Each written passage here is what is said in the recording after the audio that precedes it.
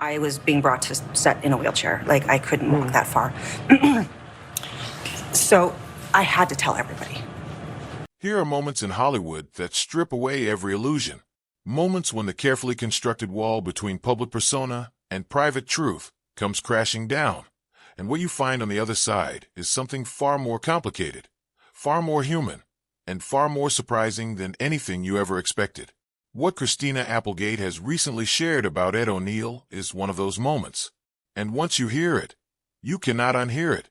For years, the story of Married with Children was told in broad strokes. A controversial show, a dysfunctional family, a cultural phenomenon that changed the landscape of American television.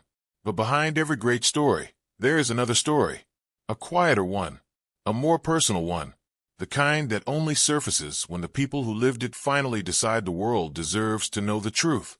Christina Applegate has reached that point, and what she is saying about Ed O'Neill, about their time together on set, about the reunion conversations that have been happening behind closed doors, is shaking the entertainment world to its core. This is not gossip. This is not tabloid speculation. This is a woman who has been through one of the most difficult chapters of her life, who has stared down a life-altering diagnosis, who has had to redefine everything she thought she knew about herself, speaking with the kind of clarity that only comes from having survived something real. And at the center of everything she is revealing is the man who played her television father for 11 seasons. A man she says she never truly understood until recently. A man whose true character, she now admits, was something she took years to fully appreciate. To understand what Christina is exposing, you have to understand what Married with Children actually was, not just as a television show, but as an experience for the people who made it. When the show premiered in 1987, it did not arrive quietly. It detonated.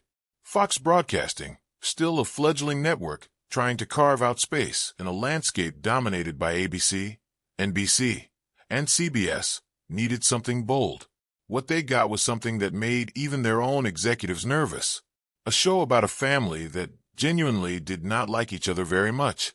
A husband who hated his job, resented his wife, and expressed both with alarming regularity. A wife who was cheerfully lazy, a son who was relentlessly overlooked, and a daughter who was played entirely for laughs at her own expense. That daughter was Kelly Bundy, and the girl who played her was 15 years old.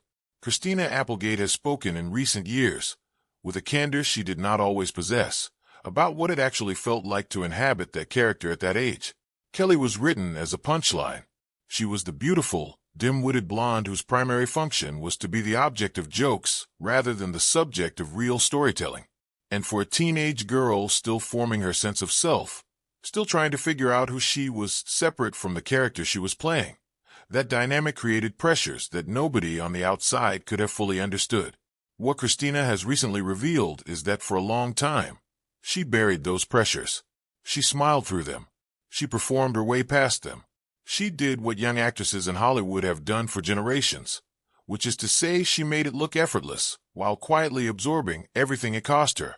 But the reunion conversations, the reconnections with her former castmates that have happened in the wake of her multiple sclerosis diagnosis, cracked something open, and what poured out was a truth she had been holding for a very long time.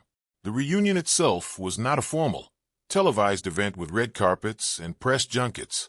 It was something more intimate and, in many ways, more revealing for that very reason.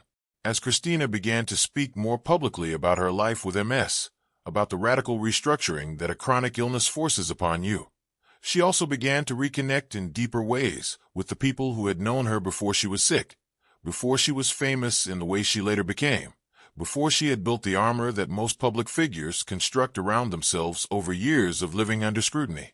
And in those reconnections, conversations happened that she had never expected to have. With Ed O'Neill, those conversations went places that stunned her, not because he said anything shocking in the way that word is typically used, not because there was scandal or betrayal waiting to be uncovered. What stunned her was the opposite. What came out in their renewed closeness was a portrait of a man whose care for her had been so deliberate, so sustained, and so quietly executed that she had spent decades not fully grasping the scope of it. She had felt it. She had benefited from it. But she had not understood the full architecture of what he had built around her. When Christina began to piece it together, when she started talking to people who had worked on the show and asking questions she had never thought to ask while she was young, and in the middle of it all, the picture that emerged was extraordinary. Ed O'Neill had been running what amounted to a quiet, one-man operation to protect her throughout the entire run of the series. Not loudly, not in ways that would embarrass her or undermine her growing confidence, but with a consistency and a thoughtfulness that, viewed from the distance of decades, looks less like casual mentorship and more like a sustained moral commitment. Here is something Christina has recently been willing to say that she was not always willing to say. She did not always make it easy. She was a teenager, and then a young woman in her early 20s, working in an industry that was showering her with attention and opportunity. There were moments when she pushed back against guidance. There were moments when she thought she knew more than she did. There were moments when the protective framework Ed had built around her probably felt to her like constraint rather than care. And she has said, with the perspective that her 50s and her illness have given her, that Ed never once responded to any of that with anything other than patience. That is the thing she says she is most exposing now. Not a dark secret, not a hidden scandal. The thing she is pulling into the light is the radical, almost inexplicable decency of a man in a business that does not always reward decency. Because here is the truth that Hollywood rarely tells about itself. Kindness on a television set is not the default. Patience with young performers who are still finding their footing is not the default. A veteran actor choosing to spend his considerable influence protecting someone who had far less power than he did is not something that just happens automatically. It is a choice.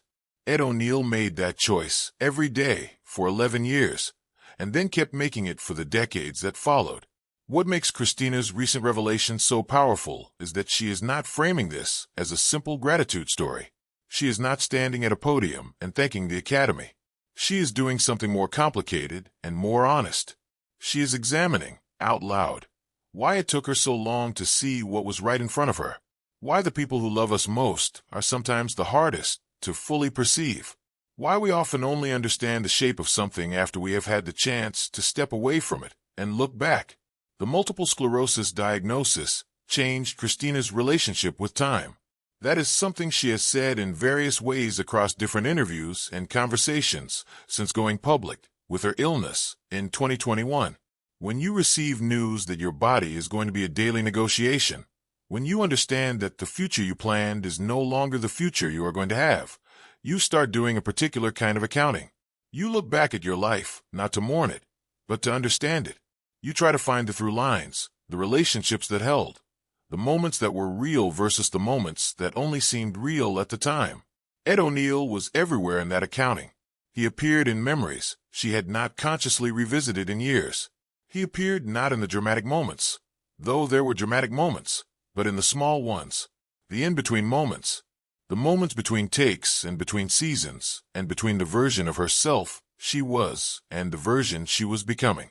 He was a constant in a landscape that was otherwise constantly shifting. She has talked about what it means to have that kind of constant, especially now, especially when her body has become unpredictable, when the simple acts of moving through the world require planning and effort and occasional grace toward herself, when things do not go the way she hoped. Having someone who has known you across time, who carries your history in a way that no one who met you later can quite replicate, is something she says she understands now with a completeness she could not have accessed when she was younger and healthy and the future felt unlimited. There are specific things Christina has started to share about what she calls the texture of those years on set. Not the headline moments, not the boycott of 1989, when a letter-writing campaign against the show's content briefly rattled the network. Not the ratings wins or the awards attention that came and went. She is talking about the daily life of a production that ran for 11 seasons, the rhythms of it, the habits that formed, the way a group of people who spend that much time together inevitably become something to each other that no precise word quite captures. Ed O'Neill, she has said, was the gravity of that particular solar system. He did not play that role with any apparent self-consciousness about it. He was not performing leadership. He simply had a quality of steadiness that everything and everyone else organized around. When things went wrong on set, which happens on every set, Because television production is an inherently chaotic enterprise, the cast and crew would find themselves looking in his direction, not because he had formal authority over them, but because he had something more useful than authority. He had composure, and composure, it turns out, is contagious. Christina has said that she absorbed that lesson without knowing she was absorbing it. She watched him navigate pressure, criticism, difficult scenes, difficult days, and the particular absurdity of spending your working life pretending to be someone who is nothing like you. And she internalized his approach without ever consciously deciding to do so. It was osmosis, and it is only now, decades later, that she can trace the direct line between what she watched him do and how she has chosen to handle her own public navigation of illness, vulnerability, and reinvention. The question of a married with children reunion has been a recurring topic for years, and the recent wave of reconnection among the cast has brought it back to the surface with new urgency. But what Christina has exposed about the reunion conversations is not what most fans expected to hear. The holdup has never been scheduling. It has never been money. It has not even primarily been about her health, though her health is absolutely a factor that everyone involved takes seriously and centers in every discussion. What Christina has revealed is that the real conversation happening among the cast is a philosophical one. What would a reunion actually be for? Who would it serve? What story would it tell? And is the story worth telling if it cannot be told honestly? If it cannot include the truths that the cast members now carry about what those years actually were, what they cost, what they gave, and what they are still processing? Ed O'Neill, she has indicated, is the person who keeps bringing the conversation back to those questions. He is not interested in nostalgia for its own sake. He is not interested in recreating something simply because audiences want to see it recreated. What he keeps asking, according to what Christina has shared, is whether they have something real to say, whether a reunion would be an act of genuine creative and emotional honesty or an exercise in comfortable mythology. That question, coming from him, lands differently than it would coming from anyone else, because Ed O'Neill has spent his career making choices that prioritized substance over opportunity. He did not become Al Bundy to become famous. He became Al Bundy because it was interesting, and he went on to become Jay Pritchett on Modern Family, not because it was the safe choice, but because the material was good and the people were worth working with.